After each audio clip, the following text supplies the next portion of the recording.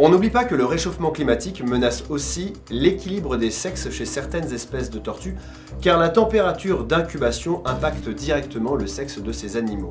Exemple avec la tortue verte de Guinée-Bissau qui est déjà en voie d'extinction.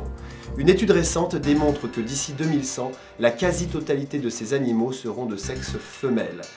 Ce qui rend la fécondation des œufs aussi probable que de voir Emmanuel Macron soutenir le RIC. Des tortues vertes de Guinée-Bissau aux insectes de Porto Rico, eh oui, on n'oublie pas l'effondrement de la population d'insectes de la forêt de Lucuyo, un effondrement qui serait là aussi dû au réchauffement climatique, à savoir en 50 ans la température moyenne de cette forêt tropicale s'est élevée de plus de 2 degrés. On reste en forêt et on n'oublie pas les 207 militants, gardes forestiers, inspecteurs, tués en 2018 en Afrique, aux Philippines et en Amérique latine alors qu'ils protégeaient la forêt.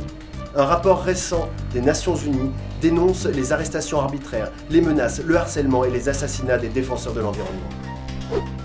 Et en parlant des Nations Unies, on n'oublie pas le carton jaune brandi par l'ONU à l'encontre de la France concernant ce méga projet de mine d'or en Guyane. L'ONU ordonne aux membres du gouvernement Macron d'écouter les voix des populations autochtones. Oui, c'est bleu, mais on n'avait pas de jaune. Alors du coup...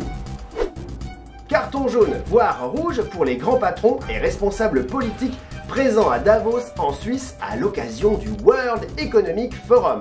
On n'oublie pas que pour y arriver, et selon la société d'affrètement ACS, quelques 1500 vols en jet privé ont été recensés. Un record absurde qui contraste avec les 32 heures de train mises par la jeune militante suédoise Greta Thunberg pour arriver à ce même forum. Enfin, on n'oublie pas qu'en 2018, pas moins de 60 millions de personnes ont été affectées par des catastrophes naturelles, faisant plus de 10 000 victimes.